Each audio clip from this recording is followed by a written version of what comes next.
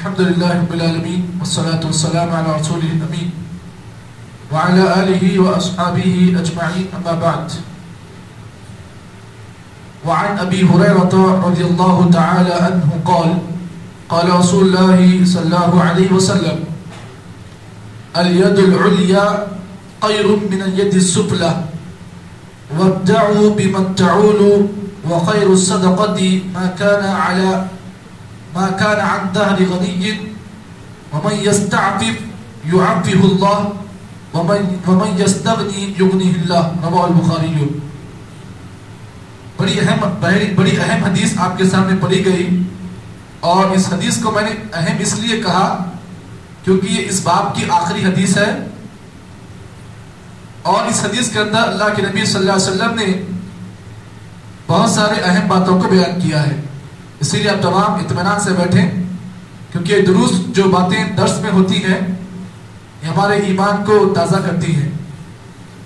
تو اللہ کے نبی صلی اللہ علیہ وسلم کے بڑے مشہور و معروف صحابی حضرت ابو ہریرہ رضی اللہ تعالیٰ عنہ سے روایت ہے، نبی اکرم صلی اللہ علیہ وسلم نے فرمایا الید العلیا خیر من الید السفلی، اونچا ہاتھ بہتر ہے نیچے ہاتھ سے.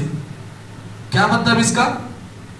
اونچا ہاتھ بہتر ہے نیچے ہاتھ سے، یعنی اس کا مطلب یہ ہے کہ دینے والا ہاتھ بہتر ہے لینے والے ہاتھ سے. یعنی آدمی کو ہمیشہ اللہ تعالیٰ سے یہی دعا کرنا چاہیے کہ اللہ مجھے ہمیشہ دینے والا بنا، کیونکہ اللہ کو یہ ہاتھ پسند ہے اور اللہ کو یہ ہاتھ والا پسند نہیں ہے. اسی لیے اللہ کے نبی نے کیا فرمایا الید العلیا، دینے والا ہاتھ بہتر ہے لینے والے ہاتھ سے. پھر اس کے بعد اللہ کے نبی نے فرمایا وَابْدَعُوا بِمَنْ تَعُولُ. یہاں پر اس حدیث کے ٹکڑے میں ایک مسئلہ معلوم ہوا. مسئلہ یہ ہے، اللہ کے نبی نے فرمایا وَابْدَعُوا بِمَنْ تَعُولُ، اگر تمہیں اللہ کی راہ میں مال خرچ کرنا ہے تو سب سے پہلے اپنا مال انہی لوگوں میں خرچ کرو جن کے تم ذمہ دار ہیں.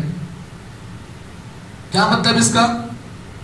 آپ کے پاس پیسے ہیں، لیکن ایک طرف آپ کے گھر کے بچے ہیں، بیوی ہیں، ماں باپ ہیں، اور ایک طرف اللہ کی راہ میں دینے کی بات آ رہی ہے. تو سب سے پہلے آپ پریفرنس کس کو دیں؟ وَابْدَعُوا بِمَنْ تَعُولُ. اللہ تعالیٰ جس کو اللہ نے جن لوگوں پر آپ کو ذمہ دار بنایا ہے پہلے آپ ان کو دیں. وَابْدَعُوا بِمَنْ تَعُولُ، یعنی آپ اللہ کے راستے میں کچھ دینا چاہتے ہو تو سب سے پہلے آپ کے گھر والے کے اوپر آپ خرچ کریں، بعد میں اللہ کے راہ میں خرچ کریں. جی، یہ دوسرا مسئلہ معلوم ہوا. تیسرا مسئلہ اس حدیث میں کیا معلوم ہوا؟ اللہ کے نبی نے فرمایا وَخَيْرُ الصَّدَقَةِ مَا كَانَ عَنْ ظَهْرِ غَنِيٍّ. اللہ تعالیٰ کی نگاہ میں سب سے بہترین صدقہ وہی ہے، آدمی مالداری کی حالت میں جو صدقہ دے وہ بہتر ہے. زندگی میں اتار چڑھاؤ آتا ہے، کبھی انسان مالدار ہوتا ہے اور کبھی کبھار انسان غریب بن جاتا ہے، لیکن اللہ تعالیٰ کی نگاہ میں سب سے بہترین صدقہ یہ ہے کہ آدمی مالداری کے دنوں میں اللہ کی راہ میں خرچ کرے. آپ کے پاس پیسہ ہے نا، پیسے ہیں بینک میں، آپ کے پاس کیش ہے. اگر کوئی مانگنے والا آپ کے پاس اللہ کا نام لے کر آ رہا ہے، آپ کے پاس پیسے والے ہیں آپ، تو پیسے والوں کے دنوں میں آپ کیا ہے پیسہ خرچ کریں. جی، اس سے بینیفٹ کیا ہوگا؟ پیسے نہیں ہے سو دنوں میں آپ محفوظ رہیں گے. کیوں؟ اس لیے کہ آپ نے کوٹا پورا کر لیا. کب کر لیا؟ جب آپ کے پاس پیسہ تھا. تو آپ کیا کریں؟ پیسے ہے سو دنوں میں آپ اللہ کی راہ میں جتنا خرچ کریں خرچ کریے. کیوں؟ اس لیے کہ آنے والے حالات کیسے ہو سکتے نہیں معلوم، اسی لیے ہے سو دنوں میں جو پیسہ ہے اس کو اللہ کی راہ میں آپ خرچ کریں. یہ اللہ کے نبی نے اس حدیث میں تیسرا مسئلہ بیان کیا. اس کے بعد چوتھا مسئلہ اس حدیث میں اللہ کے نبی نے جو بڑا پیارا بیان کیا وہ آپ نے فرمایا وَمَن يَسْتَعْفِفْ يُعَفِّهُ اللَّهُ. اللہ کے نبی نے فرمایا کہ جو کوئی آدمی اللہ تعالیٰ سے سوال کرنے سے بچنے کی دعا کرتا ہے، اللہ تعالیٰ اس کو سوال کرنے سے دور کرتا ہے. کیا مطلب اس کا؟ کیا مطلب بتائیے؟ مطلب یہ ہے کہ آپ اللہ سے یہی دعا کریں کہ اللہ تعالیٰ مجھے زندگی میں کبھی کسی کے آگے ہاتھ پھیلانے والا مت بنا. وَمَن يَسْتَعْفِفْ يُعَفِّهُ اللَّهُ. جو آدمی اللہ تعالیٰ سے بھیک مانگنے سوال کرنے سے اگر بچنے کا اللہ سے دعا کرتا ہے تو اللہ تعالیٰ اس کو سوال کرنے سے روکتا ہے. پانچواں مسئلہ اس حدیث سے کیا معلوم ہوا؟ وَمَن يَسْتَغْنِ یغنیہ اللہ، اور جو اللہ تعالیٰ سے بے نیازی طلب کرتا ہے تو اللہ تعالیٰ اس کا بے نیاز کرتا ہے۔ یہ 5 مسئلے اس ایک حدیث سے معلوم ہوئے۔ حدیث کتنی چھوٹی ہے نا، لیکن بات سمجھنے والوں کے لیے بہت بڑی حدیث ہے یہ۔ اب آئیے پہلی اس حدیث میں اللہ کے نبی کیا فرمایا کہ دینے والا ہاتھ بہتر ہے لینے والے ہاتھ سے، اسی لیے ہمیشہ ہر آدمی کو چاہیے کہ اللہ تعالیٰ سے ہمیشہ یہ دعا کرے کہ اللہ مجھے ایسا ہاتھ والا بنا، ایسا ہاتھ والا نہ بنا، کیونکہ اللہ کے نبی صلی اللہ علیہ وسلم نے اپنے صحابہ کی اتنی تربیت کی تھی۔ آپ جانتے ہیں آج ہمارے پاس لوگوں نے فیشن بنا لیا ہے، اچھا ہاتھ پیر مضبوط ہے، طاقت ہے، لیکن بھیک مانگنے کے لوگوں نے جو ہے فیشن بنا لیا ہے، مساجد کے نام پر، مدارس کے نام پر آ کر جو ہے چندے کرتے ہیں، حالانکہ ان کے پاس طاقت ہوتی ہے، کمانے کی بھی صلاحیت ہوتی ہے، لیکن لوگ جو ہے شارٹ کٹ میں آج مال کمانے کے پیچھے میں جو لوگ جا کر جو ہے آج کل کمانا چھوڑ دیے ہیں، بس فری میں پیسہ مل جانا۔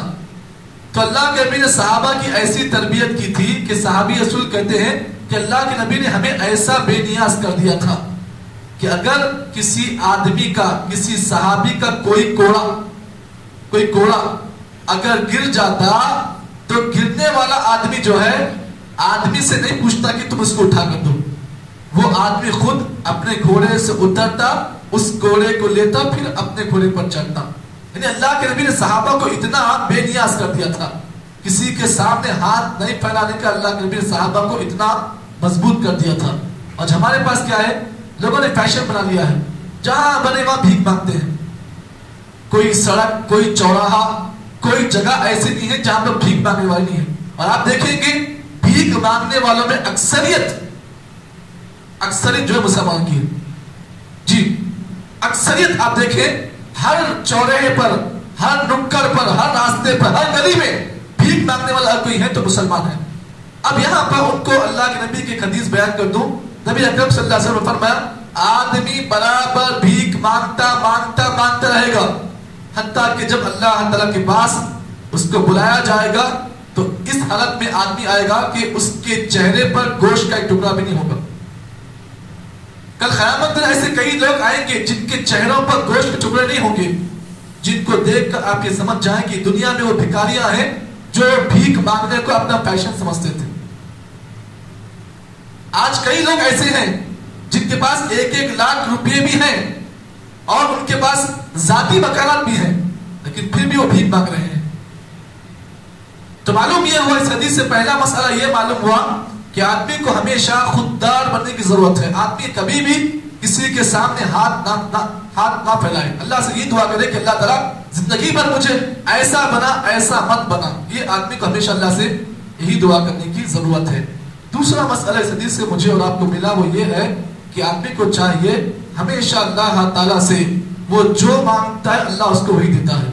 اگر آپ اللہ سے بھیک مانگنے کی دعا کرو گے اللہ آپ کی زندگی کو بھکاری بنائے گا، اگر آپ اللہ سے دعا کرو گے اللہ تعالیٰ مجھے دینے والا بنا تو اللہ آپ کو دینے والا ہمیشہ بنائے گا۔ جی جیسا دعا کرو گے آپ کو وہی رزق ملے گا۔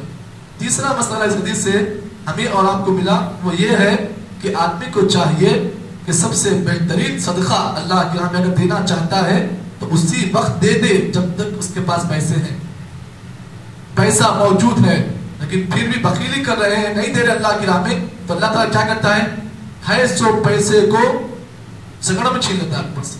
جی یہ اللہ تعالیٰ دینے والا بھی ہے اور اللہ تعالیٰ چھیننے والا بھی ہے، اسی لیے آدمی کو چاہیے جب تک پیسہ ہے، جیب میں روپیہ ہے تو آدمی کو دینے کی نیت کرنی چاہیے، رکھ کر بھی اگر نہیں دے رہے ہیں تو ہوتا کیا ہے وہ پیسہ چھین لیا جاتا ہے۔